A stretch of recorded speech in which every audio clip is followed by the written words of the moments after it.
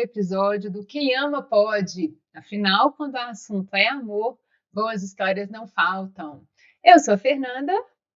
Eu sou a Meire e o nosso convidado de hoje é o Fabinho para os mais íntimos, que ele é jornalista, pós-graduado em marketing e criador de um dos maiores projetos sobre Nova York. Ele é a mente e a voz por trás do Dicas Nova York, que nasceu como blog lá em 2014, ganhou força depois de 2017, virou canal no YouTube com mais de 250 mil inscritos, Instagram com mais de 350 mil e agora tem até aplicativo próprio.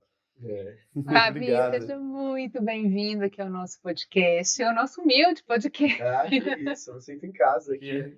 E é Fabinho só para os íntimos mesmo? Ou o pessoal, quando te vê assim, é Fábio, é Fabinho? Como é que é isso? Eu chamo de Fabinho mesmo sem conhecer ali, mas eu não ligo, acho que sempre me chamaram assim. Então a gente pode ficar à vontade aqui com esse termo. Muito alto, né? Eu ficar Fabinho mesmo. Pode ficar Fabinho. Pode. Então, mais uma vez, obrigada, viu, por aceitar esse nosso convite. É um prazer, uma celebridade aqui, não é verdade, né? Exatamente. Fabinho, a gente queria começar perguntando, né, a sua primeira ida a Nova York, né? Porque a gente está falando do seu amor a Nova York. É um amor, assim, diferente de tudo que já passou por aqui. A gente ama a promoção, mas tem tantas pessoas que amam tantas coisas e você amando Nova York. Como que foi essa experiência, né, de chegar em Nova York a primeira vez e falar, ai, amei essa cidade? A primeira vez foi, eu estava fazendo um intercâmbio de um mês no Canadá, em Toronto, e aí na escola tinha uma excursão, faça um bate-volta até Nova York. E eu tinha visto, eu falei, será que vale a pena, né? Aí tinha Chicago, Nova York, Niagara Falls, algumas cidades próximas. Falei, vamos lá. E aí foi assim, uma viagem de bate-volta, saindo de Toronto, são 10 horas de ônibus, aí ficou lá junto com todo mundo da escola de intercâmbio, e foi aquela impressão, foi, nossa, a cidade... Eu não tinha essa noção de Nova York. Eu tinha 25 anos ali, mas não tinha aquela informação sobre Nova York. Hoje em dia todo mundo tem informação muito fácil, né? Eu não tinha tanta informação. Então eu acho que isso que fez aquela primeira impressão ser muito boa, porque eu não estudei a cidade, eu não sabia nada, saber de filmes, né? E aí eu fui em setembro, o clima ótimo, a cidade bombando, eu nunca tinha visto aquilo na minha vida, os prédios muito altos, por mais que seja de São Paulo, a gente compara, né, mas os prédios são enormes. E aí eu falei, cara, uma cidade incrível, mas só foi um bate-volta. E aí já voltou e ficou com aquele gostinho de, quero ir mais, sabe? E aí você foi com uma turma, assim, de amigos? Foi com a turma, dormia 4 no quarto, né, porque era escola, então era muito barato, de ônibus.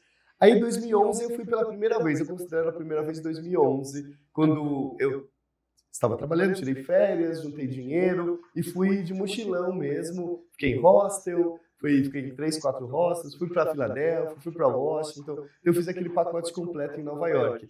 E ali já era inverno, era em fevereiro, então tinha aquela coisa assim de frio, neve, e ali eu me apaixonei por Nova York de verdade, então foi aquela coisa que eu nunca mais esqueci, tanto que depois voltei várias vezes. Em 2011 eu não estava com a Giovana, eu estava com a voz, às vezes fui sozinho, só que em 2013 a gente voltou já acompanhados, já, eu e ela, então ali começou a nossa história também em Nova York em 2013. E aí ela apaixonou também, foi a primeira vez? Ela não queria ir, porque ela também foi engraçada, a mesma história, se repete, ela estava em Toronto, no intercâmbio, olha, e nós não estávamos juntos. A gente já tinha namorado, mas não deu certo, ela foi fazer intercâmbio, foi curtir a vida dela. E aí quando a gente ela estava lá em Toronto, eu fui para Nova York, porque era perto de Toronto, né? Aí eu falei, vou aproveitar ali, e fiz uma proposta para ela, olha, sei que a gente não tá junto, mas se quiser ir para Nova York, a gente pode ir, né? Ficar junto ali. Eu não vou pegar um ônibus para ir para Nova York. Eu falei, vá de avião e tal. Ela falou, mas eu quero assistir a Broadway também, né? E ela estava ali, estudante, trabalhava num bar, não tinha dinheiro. Aí eu falei, olha, aí já não consigo ajudar em nada. Eu falei, ou você assiste a Broadway, ou você vem de avião. Aí 10 horas depois ela estava lá de ônibus e assistiu a Broadway. E de curiosidade, qual da Broadway? O chama Jersey Boys, era a história do Frank Valli, aquele cantor do... A voz da consciência fala, qual é o nome da banda? Dos Four Seasons. Four Seasons, que é aquela banda, aquela canta... Eu não vou cantar porque eu sou horrível cantando. Ah, não, a gente quer palhinha. Mas eles são bem famosos. Qual é o nome da música bem famosa? Can't Take My Eyes Off You. Claro! Então, e ela lembra muito da mãe dela, tal, que a mãe dela gosta muito do Frank Valli. E aí ela chorou bastante no musical. A gente assistiu lá em cima, né? Foi o pior ingresso possível. Mas o mundo dá voltas, né? Hoje a gente tem um relacionamento com a Broadway, a gente consegue assistir qualquer musical. A Giovana assistiu Mamma Mia recentemente na segunda fileira da Broadway, sabe? Então, é engraçado como tá. Por isso que a gente dá muito valor, porque volta essa história, a gente começou a namorar em Nova York, noivamos em Nova York, e quando a gente se casou em São Paulo, a gente foi morar em Nova York. Então, tem essa... Foi coincidindo, foi casando e foi dando certo. Nunca foi pensado. Mesmo pedir em casamento em Nova York, foi uma oportunidade que a gente teve. Ai, gente, eu acho que é muito romântico. É muita história de filme. E não é à toa que mexe mesmo com o imaginário das pessoas, né? Tantos filmes, tantas séries, aquele glamour ali, né, de vivenciar aquela coisa do Central Park. Sim, E isso é muito vivo ainda, né? Vocês morando lá, e a gente, quando tive a experiência de conhecer Nova York, eu queria tudo, né? E assim, aquela sensação, você viu? Eu não tinha encontrado, e aí você não fez. Nem frio você sentia, né? Nem sentia frio. E eu vivi uma experiência também do passaporte, né? Vencer dos meninos e a viagem ter que ser adiada. Então, assim, aumentou ainda mais aquele desejo de conhecer. E a gente percebe isso que é nível mundo, né? É uma cidade que ainda é muito visitada.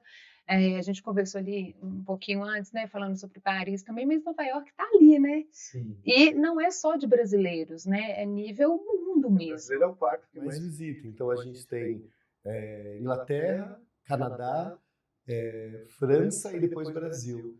E isso porque a China, depois da pandemia, está com muita restrição ainda de viagem, tudo. A China era o primeiro com o dobro do segundo colocado. Então, e o Brasil já chegou a bater 1 milhão de visitantes. Hoje está batendo 550 mil, 600 mil. Então, a gente está ainda...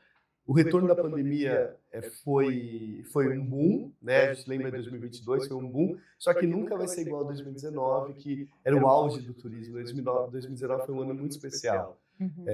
E as pessoas também, e as coisas ficaram muito mais caras. Então, Nova York ficou muito mais caro viajar, então quem vai também fica menos dias, então tem tudo isso. É um objeto de desejo. Então, às vezes o sonho só é adiado. Meu sonho é viajar para Nova York, mas agora eu não consigo. Mas o sonho nunca deixa de existir. Aí quando a pessoa consegue, ela fala, agora eu vou para Nova York. Agora vai. Então isso é muito legal. Não é uma cidade que nem nosso sonho é para o Japão. Então nunca tivemos a oportunidade de ir para o Japão. Primeiro financeiro, porque o Japão era muito caro antigamente viajar. Eu lembro que era sonho impossível, né? Quem ia para ficar. E agora sem o visto, né, tá muito mais simples. O Japão tá muito mais, o ien caiu bastante. Então a gente vê muitos brasileiros indo para lá. E a gente ainda não conseguiu por falta de oportunidade. Então aquele sonho tá lá guardado, entendeu? Isso é muito legal. E é bom viver esse sonho, né? E o interessante é que a gente fala assim de Nova York, às vezes a gente pensa só em prédio e tal, mas é uma cidade também que recebe muito bem adolescentes, crianças. Como que é isso? Assim, o que você teria para falar pra gente? Eu falo que você precisa se adaptar à cidade, porque a cidade é dura. É muito parecida com uma cidade grande no mundo inteiro. São Paulo, Londres. A cidade, ela é dura. Se você quiser enfrentar a cidade, ela vai bater em você. Você vai bater na porta e você, nossa, não gostei. Por causa do frio, por causa que as pessoas são frias e tudo mais. Mas tem o que fazer, né? Mas se você se adapta à cidade, tem muita coisa para fazer. Então, tem perfis em Nova York, tem um perfil que a gente segue, que fala só sobre Nova York para crianças. E ela abre uns leques assim que você fala, caramba, é muita coisa para fazer. E a gente sabe, mas a gente não é focado em ir para crianças. E a gente fala, caramba, ela consegue. Aí tem Nova York para cultura também. Então tem mais de 100 museus. Não é só 2, 3 museus que a gente visita. Não é só o natural lá de... Não é só o Metropolitan. Não, tem mais de 100 museus. Museu de tudo. Museu da história afro-americana, museu do indígena, museu de tudo. E assim, se você gosta de história, também tem. Gosta de gastronomia. Então, uma cidade é uma capital do mundo de gastronomia. Então, tem muita coisa. Então, se você se adapta à cidade, ela começa a te entregar. Então, por isso que o roteiro nunca pode ser um roteiro fixo, né? Peguei o roteiro da Nanda. O roteiro da Nanda é da Nanda. O seu, você faz. Por isso que às vezes fala, não, uma pessoa vai fazer o roteiro para mim. Por mais que ela te conheça, ela não sabe os seus sonhos. as suas vontades, você tem que sempre adaptar. Então, tem Nova York para todo mundo. Então, tem para criança, para adolescente, então, por causa de filme, Sim. né? Marvel, tudo, usa muito Nova York. Então, as crianças vão...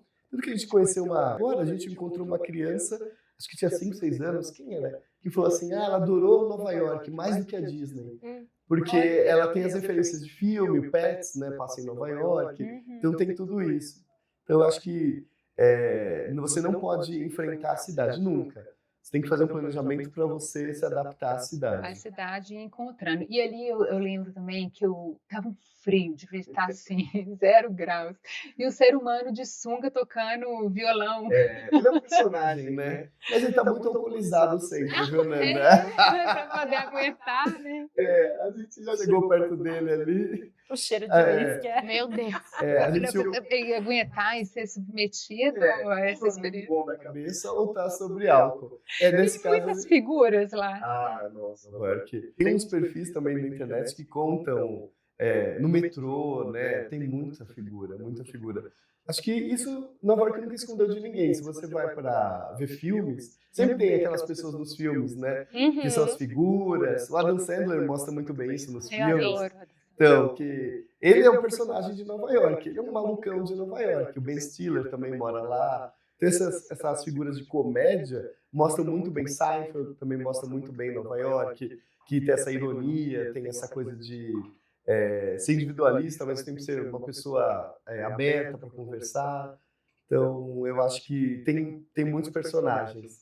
Esse daí é mais icônico, né? O Naked Cowboy. Esse a gente encontra. Esse futurista é mais icônico. Mas tem um cara, por exemplo, que ele anda de bicicleta com uma caixa de som atrás e cantando no microfone. E ele fica cantando músicas assim, e andando de bicicleta e cantando.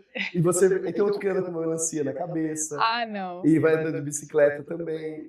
E tá influenciando, porque tem um porquinho agora na Avenida Paulista que tá famoso aqui no Brasil. Porque dança, eu vi, Porquinho porque que dança. Ele tá super famoso. Então tem esses personagens que... Assim, e tem mais alguma semelhança que você consegue perceber com alguma cidade do Brasil? Porque, assim, São Paulo a gente sabe que é como se fosse um país à parte aqui dentro do Brasil, né? Então, muito parecido. Mas tem alguma semelhança que você fala, nossa, isso aqui tá muito cidade tal, que às vezes você identifica lá em Nova York?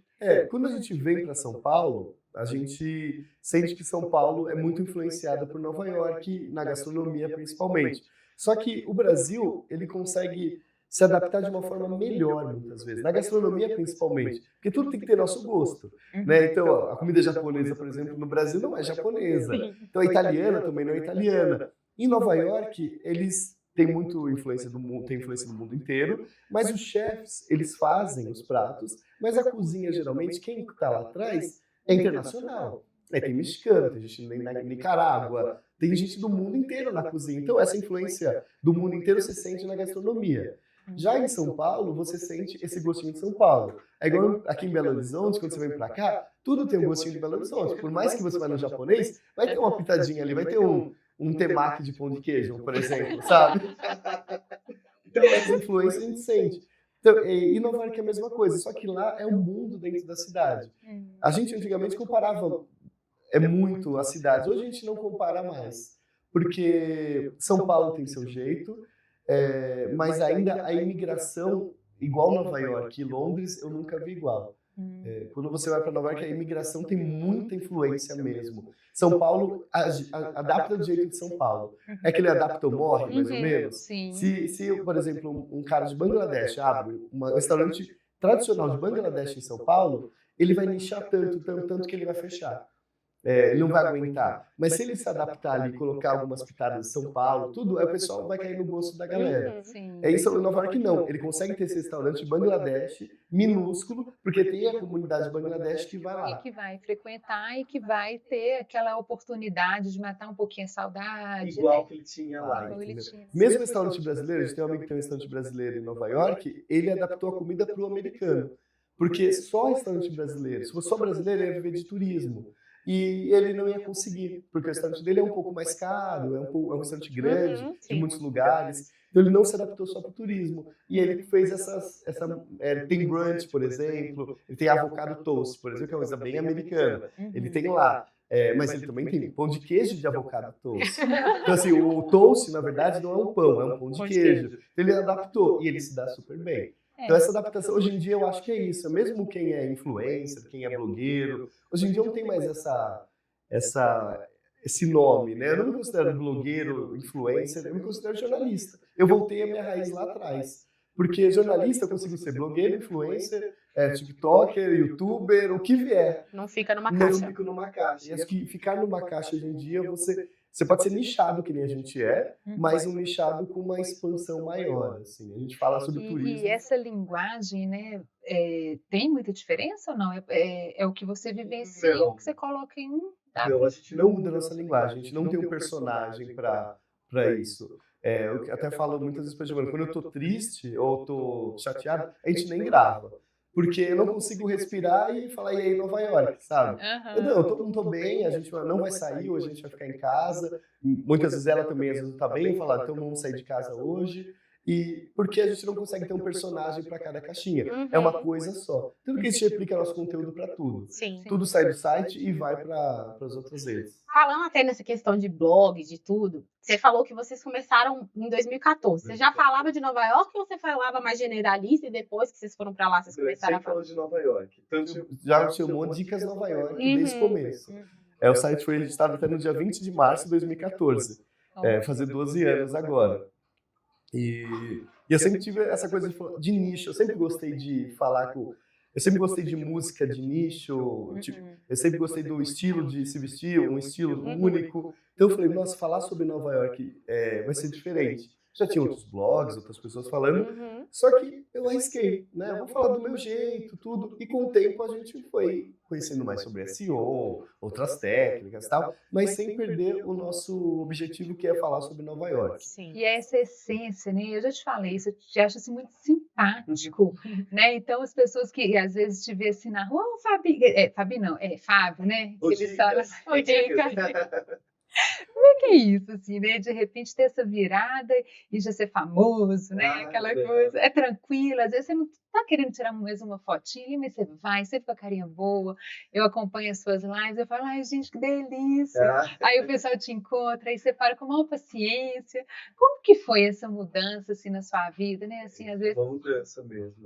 A gente nunca pensou fazer YouTube, que a gente via só no site. A gente foi para morar para Nova York vivendo do site. Aí veio 2020 a pandemia, e aí teve a ideia, foi até um amigo nosso, falou, comece um canal, pô, vocês falam bem, pô, a Giovana pode falar, que a Giovana fala melhor que ela, mais articulada do que eu. Só que a gente fez uma negociação ali no Paro Ímpar, e ela falou, olha, eu vou ficar atrás das câmeras, não vou aparecer, porque a internet é muito cruel também, muitas vezes.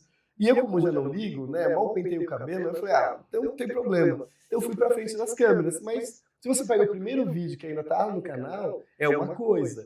E aí a gente foi evoluindo, a gente demorou 4 horas para gravar 20 segundos de vídeo na época. E era para me apresentar, a falar meu nome apenas. Então era muito difícil, porque eu nunca quis fazer YouTube. E não porque eu não gostava, ou porque não precisava. E acho que a necessidade, ao mesmo tempo, a pandemia, que a gente tinha que mostrar a cidade, tinha muita informação aqui no Brasil, o pessoal preocupado sobre Nova York, muita gente morrendo, etc. E a gente mostrava uma cidade além da informação do Covid. Então a gente ia lá, Isso é sensacional. a gente falava, olha, o Central Park, tá todo mundo aqui no parque, ó, todo mundo com distanciamento, mas tá todo mundo no parque. Agora Nova York fechou de novo. E aí o Nova York tinha assim, Nova York abria, o Brasil fechava. E quando o Brasil estava bem, Nova York estava ruim. Então essa primeira onda veio primeiro de Nova York e atingiu o Brasil. Aí quando o Brasil estava na primeira onda, a gente já estava saindo. Quando veio a segunda onda em Nova York, acho que era o Delta, se não me engano, veio no Brasil depois. Então, os brasileiros ficavam fechados assistindo as lives no YouTube. E Portugal também, muita gente fechada. E aí a gente teve essas ondas, assim, que fez com que o canal crescesse bastante. Tudo com muita responsabilidade na época, contando as histórias. E aí a gente falou, olha, quando voltar ao turismo, a gente vai voltar ao canal porque a gente é turismo, né? Não amenidades. E hoje em dia nosso canal voltou a ser turismo. gente fala sobre restaurantes, sobre atrações, conta sobre coisas da cidade, mas focado em turismo E a mesmo. cidade ajuda demais, porque tanta novidade. É, Lá funciona mesmo 24 horas ou tem alguns espaços ou alguma coisa? Como que é isso? isso, antes da pandemia funcionava, principalmente das casas noturnas, né? Nova York era uma cidade que tinha muita casa noturna e tal, fechava às 4 da manhã, o pessoal ia comer uma pizza depois das 4. Tem muito filme, né? Muito, o Que pessoal retrata isso. sai depois. Hoje não tem mais isso. A gente tem alguns bares que fecham 4, 3 da manhã, só que a cidade fica vazia depois da 1 da manhã, meia-noite, principalmente. A Times Square você vê ainda, algumas pessoas chegam de madrugada do aeroporto, vai direto para a Times Square, vem com malas até. É como uma cidade segura, né? Então o pessoal acaba ficando por lá. Mas não é mais 24 horas. Mas tem esse slogan por causa dos telões, porque os telões não apagam. Sim. Então, os telões estão lá 24 horas, então a cidade nunca dorme. Mas eu acho que nesse quesito, por exemplo, sem ter comparações, São Paulo é mais 24 horas. Mas o público está mudando também, né? Os A jovens de geração hoje Z, né? não são mais jovens da madrugada. Não. Eles são jovens de dia, eles preferem acordar 6 da manhã, Treinar. e depois vai num café balada, né? Agora tá tendo balada, café. Isso é uma tendência de há 2 anos em Nova York, e chegou agora, né? Olha Esses que cafés baladas interessante, né? chegaram há um ano aqui. Eu queria falar sobre essa questão de ser nichado. Tem muito criador de conteúdo que às vezes se apega ao nicho e acaba. Muitos morreram, por exemplo, pelo caminho da pandemia, exatamente por isso. Falar de turismo num período em que a gente não podia viajar. Você teve um pontapé para se reinventar, mas a gente vê que vocês se reinventam constantemente, assim. Veio muito natural essa reinvenção? Vocês sempre estão pensando em mudar? Ou veio depois da pandemia? Eu acho que veio depois da pandemia. Eu era bem assim, reticente ao blog, ao site. Não deixava ninguém mexer no site, nem a Giovana, a Francisco, mexia no site. Ela era só a Giovana na época, né? Ela não mexia e ela até irritou. Ela falou, nunca mais vou mexer nesse site aí. Porque também o site eu tinha criado, então eu mexia aqui, quebrava aqui. Aí eu falava, nossa, então ninguém mexe, porque senão eu vou ter que ficar arrumando, né? Então tinha essa coisa. Aí depois da pandemia, a gente perdeu o medo de investir, na verdade. Então, eu falo como investimento, investe no canal, investe num site novo. Depois da pandemia, a gente fez o canal, fez um site totalmente novo, que não sou eu mais que mexo, porque tem um pessoal de tecnologia, eu não sei mais mexer no site. Eu virei, assim, outra geração. Então, tem o site, a gente fez o aplicativo, a gente teve outras coisas que saíram do meu controle. E sair do controle não foi ruim, porque deu mais espaço para pensar em coisas novas. Sim. Então, acho que ter tempo para pensar em coisas novas, depois que eu abandonei não, deixei as coisas bem cuidadas, porque as pessoas que estão cuidando do site, do blog, do aplicativo e etc., são pessoas muito boas. Então, essa confiança faz com que... Faz toda a diferença também. Faz. A gente consegue, e a gente não tem medo de investir. Saiu uma nova tecnologia, agora IA. Né? Todo mundo falando de IA. A gente pensou e falou, como a gente pode usar a IA pra gente? Porque ela, no começo, é uma inimiga do criador de conteúdo. Porque ela rouba nossas informações. Ela pega e joga lá a informação já detalhada para a pessoa. Bem escrita, tudo correto. Mas o problema é que isso não é tão correta. Então a gente fez alguns testes ali de roteiros, tal, do ChatGPT, não está tão correto. E a gente viu que as pessoas estavam trazendo para a gente informações, esse bagel é bom? Eu falei, nossa, nunca ouvi falar desse bagel. Então ela pegou alguma informação na internet e jogava para a pessoa. Falei, então vamos colocar IA dentro do nosso site. Então a gente criou, né, por tecnologia, uma IA dentro do nosso site, só pega informações dentro do nosso site, dos nossos vídeos, e ela conversa com as nossas informações. Se ela não souber, ela não fala nada. Ela fala, não sei essa informação, desculpe. Então, está dentro do nosso site e também dentro do nosso aplicativo, essa IA. Você falou de investimento, acho que é legal a gente chegar nessa abordagem. A gente trabalha muito com influenciadores, a gente tem um programa de afiliados aqui, e a gente escuta muito isso. Eu não estou tendo tanto resultado, não estou tendo... E um dos conselhos que a gente dá é investir. Só que as pessoas não entendem, assim. E principalmente porque a ideia de influenciador, blogueiro, hoje ganhou um glamour e as pessoas pararam de encarar como um trabalho. Eu queria que você falasse mais sobre dedicação e investimento num projeto para que ele funcione e continue funcionando por um longo tempo. Assim. O primeiro investimento que eu fiz foi de tempo, porque eu trabalhava numa empresa 12 horas por dia, 10 horas por dia, e aí eu coloquei uma meta, até falei para a Gi, falei assim, olha, se a gente bater isso financeiramente, eu vou deixar de trabalhar para essa empresa e que hoje eu faço 30% blog e 70% para a empresa. Se eu usar 100% para o blog, vai dar certo. Isso era 2017. Lá, tá bom, né? Vamos lá, etc. Aí em 2018 eu consegui bater essa meta, em março de 2018, quando o blog fez 4 anos. Então, assim, nos 2 primeiros anos do site a gente não ganhava um centavo. Em 2017 começou a ganhar um pouco, tanto suficiente para a gente viajar para lá e 2 vezes só para criar conteúdo. Que como jornalista a gente ia, pegava todo o conteúdo possível e escrevia por 6 meses esse conteúdo. E a informação não era tão maluca que nem hoje, né? Muda toda hora. Aí em 2018 consegui sair do emprego que eu tinha, né, em marketing e tal. Eu trabalho desde os 14 anos de idade. E aí comecei a só tocar o site. Aí não tinha horário. Eu acordava às vezes 8 da manhã, eu ficava até meia-noite lá no site, criando, escrevendo, revisando textos, e vendo novas informações, etc. Já estou fazendo roteiro para a próxima viagem. E isso fez com que crescesse tanto. Tanto que a gente começou a pensar em morar em Nova York. A gente não pensava em 2018 em morar em Nova York. Até que uma vez a gente tentou falar, acho que dá para morar em Nova York, dá para levar o site para lá, dá para a gente fazer essa migração. Aí a gente falou, nossa, mas será mesmo, né? É um passo muito grande e tudo mais. A gente nunca tinha pensado em morar fora, por mais que gostasse de viajar e tudo. E até que em 2019 a gente casou em abril, e em maio a gente foi morar em Nova York. Então, eu acho que o tempo é o primeiro investimento que você tem que ter. Então, muitos blogs, eu era de associações de blogs e tal, e eu via que as pessoas eram que nem eu. Trabalhavam, muitos funcionários públicos, ou trabalhavam em empresa, viajava e escrevia sobre a viagem. Isso não existe mais. Não tem como mais você escrever sobre sua viagem e as pessoas se identificar com você e ter isso uma constância. Isso é um diferencial, vocês estão lá, né? Vocês estão respirando aquele ar. Então, a essência, vocês conseguem transmitir assim, da forma mais fiel possível. Sim, a gente consegue falar. Pessoal, outro dia saiu uma informação num site de fofoca e tal, que nevou em Nova York como nunca tinha nevado. E a gente estava vendo pela janela um sol absurdo. A gente, meu Deus, não tá De onde que eles E tiraram? assim, aí começou, aí o pessoal vem tirar as informações pra gente, vem perguntar pra gente. Tá nevando aí, pessoal? Meu voo vai ser cancelado. A gente teve que ir pra rua e falar, pessoal, hoje não está nevando, pode nevar amanhã, mas hoje não. Então a gente também fica com esse ponto de equilíbrio entre informações, clique só, né? Muita gente só quer um clique, e a gente não, a informação real. A gente nem busca muito clique. Tanto que a gente cria muito conteúdo às vezes que vai dar 1000 likes, 1000 visualizações no YouTube. Não paga nem o vídeo, não paga nem o nosso almoço. Mas 1000 pessoas assistindo um vídeo de nicho, às vezes uma comida que você fala, comida vegana, japonesa, 1000 pessoas, cara, são 1000 pessoas, é muita gente. O pessoal costuma com números estrondosos, mas para nicho, todo número é importante, entendeu? Porque a gente não cria conteúdo só para ter 100 mil views, não, a gente queria para ter 1000, 2000, 3000. E é uma experiência real, a pessoa ela não está sendo enganada, não é uma coisa, eu acho. Não, aqui, estou mostrando, e isso passa muita confiabilidade. Eu acho que por isso tem tanta repercussão no que vocês falam, no sentido positivo.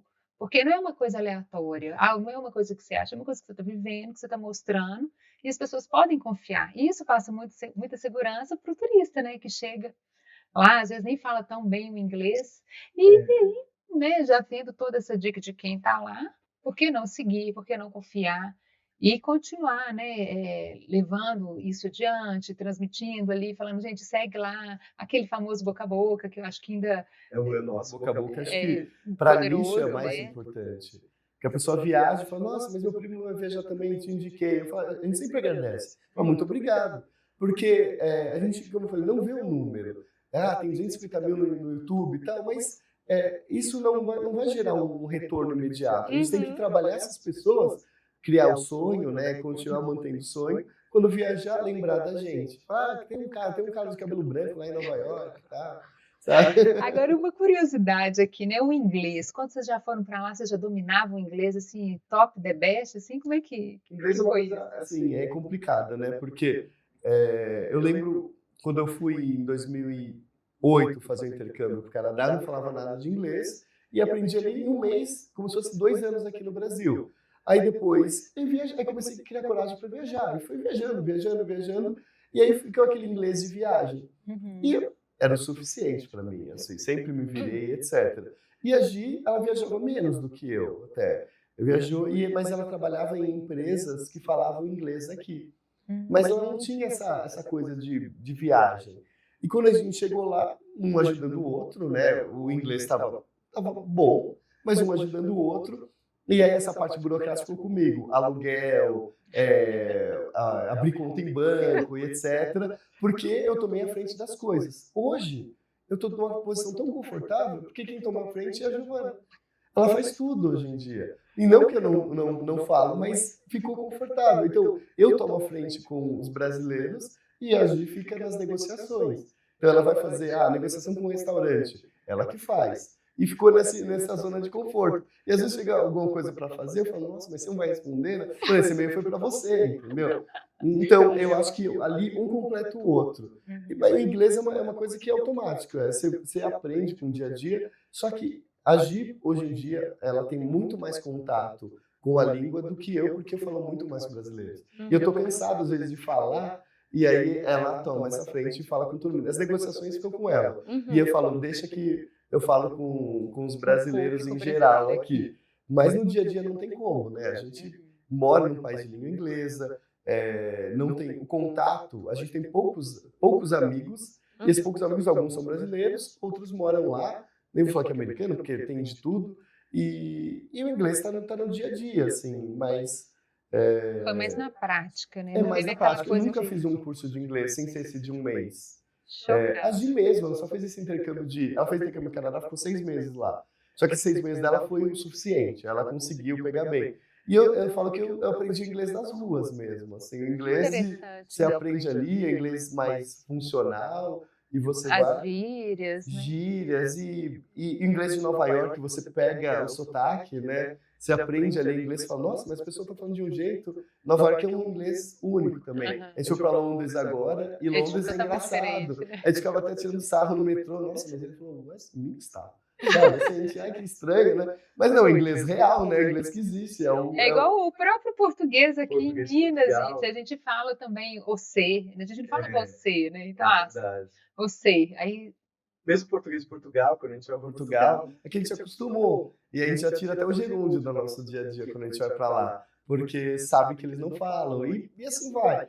Eu acho que em Nova York você consegue sobreviver com o básico do inglês por um tempo, porque é uma cidade multicultural, tudo. Só que se você quiser avançar, você precisa de mais. Você precisa, porque o mundo vai pedir, né? Você vai conseguir só falar com brasileiros o resto da vida. Mas a imersão ajuda. Mas a imersão a rotina ajuda. Vão te empurrando para falar cada vez mais inglês. A convivência com as pessoas, a televisão, o rádio. Você trabalha com o público diretamente ou não, ou só dentro do escritório, o inglês ele vai entrando pelo ouvido, pela leitura, a vida vai te empurrar isso, a rotina vai te empurrar com que você tenha mais essa imersão. Você consegue viver sem falar, por um mas tempo, acaba ficando mais complicado. Ou você vai viver na comunidade brasileira e aí você vai viver naquela... Tem muita gente que vive 20, 30 anos. Também, isso. Por mais que eu fale com brasileiros, quando eu vou numa atração, abri uma atração nova agora na Times Square. O chefe lá da atração, ele é americano. E aí ele vai falar com a gente em inglês, lógico. Então, e ali o bate-papo, você vai falar em inglês. Mas aí você vira a chavinha, vai gravar um vídeo, tem que falar em português, entendeu? Então por isso que eu falei, a negociação fica com a Giovana, esse desgaste aí que eles são bem difíceis. E assim, vamos fazer um jogo rápido, assim, eu vou te perguntando a primeira palavra que vier na sua mente, né? A comida favorita lá em Nova York. Nossa, mas... o que é? Hambúrguer? Acho que é hambúrguer, é verdade. Assim, alguma coisa de lá que você fala, nossa, isso aqui sensacional, é o que mais me apetece. O hambúrguer, ainda é o hambúrguer. Porque tem muitos hambúrgueres bons, assim. É verdade. Daqui a pouco eu meio que dei uma salivada. Mas olha, são diferentes. E a gente está em São Paulo esses dias, né? A gente está tanto tempo no Brasil já que, falando de hambúrguer, eu lembrei do hambúrguer de São Paulo, que eu comi que eu falei, nossa, que hambúrguer bom. Mas Nova York tem muitos bons, assim, muito. Um lugar que você fala, gente, eu não me canso de vir a este local aqui. E eu sinto um prazer gigantesco estando aqui. Central Park. Toda vez que a gente vai pouco pro Central Park. Toda vez que a gente vai, falando, nossa, esse parque é especial mesmo. Ele lembra aquela primeira vez que a gente foi em 13, que a gente se encontrou, tem uma foto até da Giovana comendo hot dog com neve, assim. E ele é enorme ali no meio da cidade. A gente passou por cima do Ibirapuera de avião, aí eu falei, caramba, o Ibirapuera eu pensei que fosse tão grande, né? E o Central Park é enorme, assim, é um Gigantesco. monstro. Ele tem, vai da rua 59 à rua 110. Aí cada rua tem 50 metros, então são 11 quilômetros só de assim. E por dentro são, nossa, é muito grande. É um enorme, monstro, né? é um monstro. E assim, uma loja que você fala, gente, eu adoro entrar nessa loja. Eu acho que isso aqui é muito até para as mulheres, né? Mas vamos ouvir de quem da loja que chama BH, que chama B&H, que é uma loja de eletrônicos. Também vou pouco na loja, mas toda vez que eu vou, eu trago alguma sacolinha. Gente, que delícia entrar aqui. Tem de tudo, até um cabo. Você às vezes compra um cabo lá, você já sai feliz. Que tem tudo de fotografia, vídeo, eletrônicos. É uma loja de sonho mesmo, de moleque. E a loja da MLB, né? Toda vez que você passa... Eu gosto muito de beisebol. Então, assim, a loja de beisebol, essa aqui é tão cara que você passa e fala, vou comprar pelo site mais barato. Mas eu acho que a B&H é a que eu mais gosto. O prédio icônico, que você fala, gente, esse aqui é um prédio que quero explorar mais, quero conhecer mais, que você bate o olho, você fala, isso aqui representa e eu me sinto muito bem. Tem o Empire State Building, que é um clássico, né? E por dentro ele tem um observatório, só que o prédio que a gente mais gosta é o Chrysler, que é um prédio que também é da mesma época, da década de 30, é a mesma arquitetura, só que ele é um prédio que é comercial e ninguém pode entrar. Então ele ainda tem essa coisa. Um dia acho que vão abrir alguma coisa nele, porque ele tá meio falido e tal, e eles vão criar um observatório, porque Nova York sempre se reinventa. Sim. E é um prédio muito clássico para não estar aberto ao público. Para ser só comercial, sabe? Que triste. Já foi um dia um observatório, mas eu acredito que um dia vai ser alguma coisa. E vai ser a grande jogada, assim, por isso que a cidade se reinventa. Porque vai abrindo essas possibilidades. Sim. E uma novidade, você fala, gente, meu sonho é entrar aqui nesse prédio. Pode acontecer isso. O prédio da Times Square, chamado One Times Square, foi o prédio que inaugurou a Times Square, que ficava no New York Times. Era um prédio fechado, só com telões e geradores dentro, abandonado. E aí uma empresa comprou, reformou inteiro, agora tem um museu e um observatório lá dentro. Que tudo! E claro que você foi convidada. Já foi. E aí você pode visitar a bola da Times Square que cai no Ano Novo. E se você pagar o ingresso mais caro, você leva um cristal da bola. E a gente, claro que você vai querer comprar. E deram um cristal pra gente em casa. Sensacional. Então, e vai abrir agora quando a gente voltar em fevereiro. E a gente com certeza vai estar lá de novo. E assim, um bairro ali que você fala, gente, eu me sinto tão bem aqui, não necessariamente o que você mora, mas que quando você chega, você fala que delícia estar aqui nesse...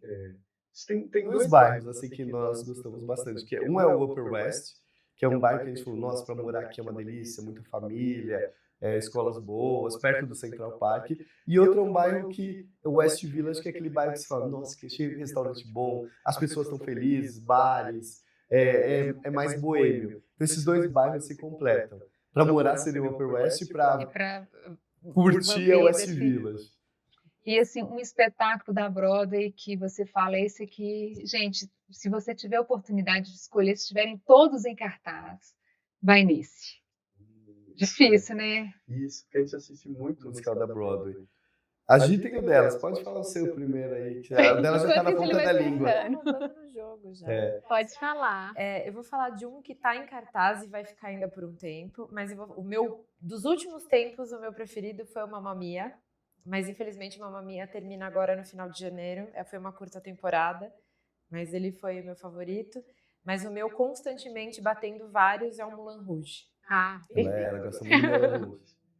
Eu gostava muito do Fantasma da Ópera, porque eu tive a parte que eu dormi a primeira vez que eu fui, aí a segunda vez eu fiquei um pouco mais acordado, e a terceira vez eu falava, caramba, que música incrível, eu quero assistir de novo, e assisti a quarta e depois saí de cartaz. Então era um musical incrível, assim. Mas eu acho que, falando agora, de novo, como Dicas Nova York, eu acho que o Aladdin ainda é o musical que encanta, porque você não precisa falar inglês, ele é um musical cheio de efeitos especiais, apesar de antigo, né, ele é de 98, 99, e o elenco é muito bom. O cara que faz o gênio, todo mundo, e as músicas são músicas famosas, tem o Carpete Voador, tem aquele musical que você fala empolgado. Tem outros muito bons, assim, você vai falar muito que é muito bom, só que o Aladdin ainda se mantém. Ainda mais do que o Rei Leão, porque o Rei Leão é mais antigo, ele é mais longo, você precisa estar com o inglês um pouco mais afiado, por mais que não precise. Eu acho que o Aladdin é incrível O mesmo. Fantasma está sendo até uma montagem em Londres, só que não é um musical normal. Aí você veste e entra dentro do teatro. Aí quando o lustre cai, as pessoas estão dentro do teatro. Legal. Eu gosto muito de musical. Eu tava vendo uma matéria falando sobre isso, que eles estão fazendo. Como agora vai sair da Broadway, né? Eles falaram oficialmente que não tem previsão de ter novas montagens. Agora, quando eu voltar, a gente tem Mamma Mia pra assistir. Eu vou assistir Mamma Mia, porque eu não assisti ainda. E a gente já assistiu, então eu vou lá assistir. Então, ela acabou de assistir Moulin Rouge. A gente tem uma parceria com a Broadway. E essa parceria também foi conquistada, porque é muito importante. Sim. E isso é muito o que eu falei, a negociação é muito difícil e desgastante. Por isso que a G acaba fazendo, porque acaba fazendo outras coisas. A gente tem um prato no restaurante. E o cara, ele vê, nossa, tá vendo muitos brasileiros aqui pedindo prato, que legal. Vamos terminar o prato semana que vem. Aí você, ai meu Deus, mas por quê, né? Não sei. Aí você tem que ficar convencendo as pessoas, etc. Então, a Broadway é a mesma coisa. A gente tem parceria com a Broadway e tem que falar, pessoal, a gente precisa assistir musical, manda ingresso aí, né? Ou a gente paga do nosso bolso. Então, e a gente vai replicar para muita gente. Então tem isso. E é o universo mais nichado, né? Eu falo que eu que gosto de musical, a gente vê. O pessoal que gosta de musical é tipo doente. Tem gente que viu já o Fantasma da Ópera 10 vezes na vida. Isso acontece bastante. Você tem muito retorno, assim, por exemplo, nesses conteúdos, que é uma coisa muito específica. Nem todo mundo vai pra Nova York ver um espetáculo na Broadway. Ia mais. Só que tá muito caro. Tá muito caro até pro americano. Então, a gente fala, não sei como a Broadway sobrevive. Porque tá muito caro. Mas eu acho que esse glamour também, e de continuar sendo objeto de desejo, muita gente deixa de vivenciar outras coisas, às vezes, e vai para... Cada vez mais a pessoa prefere comer do que ir pra Broadway. É muito Fica caro. quase nessa escolha, assim. Eu vou no restaurante, vou comer ou vou pra Broadway? Que é uma pena. E é uma pena, porque perde muito. Não tem Nova York sem Broadway. Imagina. Mas a gente também evita falar isso porque acaba decepcionando a pessoa. Mas eu não tenho dinheiro. A gente fala, não, dá pra ir pra Nova York sem a Broadway. Mas se você vai e coloca a Broadway, é especial. Tem um bar lá, não tem? Que os atores que fazem algumas coisas, eles cantam. Eu já vi alguém indicando uma coisa assim. Tem isso, uma Ella Stardust. Isso mesmo. É um bar que tem os cantores da Broadway, que são aspirantes à Broadway, e eles sobem na mesa, cantam e tal. Só que a comida é tão ruim. É tão ruim. Eu ia perguntar se era bom, mas tive a impressão de que era ruim. Nossa, que a gente evita indicar, mas quando as pessoas vão, elas ficam felizes. E é tão caro pela comida ruim, mas quem não vai na Broadway acaba gastando o valor da Broadway no restaurante. Meu Deus. Mas... Eu pensei indicando, mas eu também achei. Só pelo visual, eu achei que a comida era. Eu não costumo falar que é pega turista, mas ele acaba sendo pega turista. Que dó. Tipo assim, né? Colocar um chefe lá, gente, resolve esse problema. É ruim, assim, difícil, né? É aquela comida, aquele restaurante. Desculpa te interromper. Aquela comida que ela foi feita. É só o segundo plano. Só o Hot Pocket, sabe? É só aquela colocou no micro-ondas ali, esquentou rapidinho. Isso, é o Hot Pocket ali, ele coloca, vai comer de qualquer jeito, vai pagar pra ver, entendeu? E tem fila na porta, né? Olha, gente, esse pessoal podia bombar muito mais, né? E fazer acontecer. Até nisso, eu acho legal que quando vocês falam, apesar de morarem lá e ter essa visão de morador, de viver a experiência, vocês têm um olhar muito de turista nos conteúdos que vocês fazem. Como é que é isso? Se manter com esse olhar de magia ainda, porque querendo ou não, o olhar de turista é de magia, né? A viagem tem que ter sempre esse brilho. Como é que é manter isso? Vocês se esforçam ou é muito natural? Não, é natural porque a gente trabalha com turismo e a gente gosta da cidade, do turismo da cidade. A gente sente falta. A gente está um mês já no Brasil, a gente fala, nossa, está acontecendo isso, acontecendo. Então, assim, não vê a hora de voltar. É até ruim, né? Porque a gente fala que Nova York... Você sente saudade de Nova York. Você sempre sente saudade de Nova York. Incrível. A gente está lá, às vezes, está na cidade, mas está doente ou está em casa essa semana. A gente fala, nossa, que saudades, né, de ir ali. Cara, mas é só ir. Porque Nova York tem isso, ela tem esse FOMO, que chamam, que é esse medo de perder alguma coisa. E você tem isso em Nova York. Então, como turista, se a gente tem esse olhar de turista, a gente nunca perde isso. A gente tem vontade. Pô, eu não vejo a hora de voltar e criar outros conteúdos, virou o ano, vamos criar outras coisas, fazer aquilo. Porque se você começa a olhar como morador, o morador vê muito problema.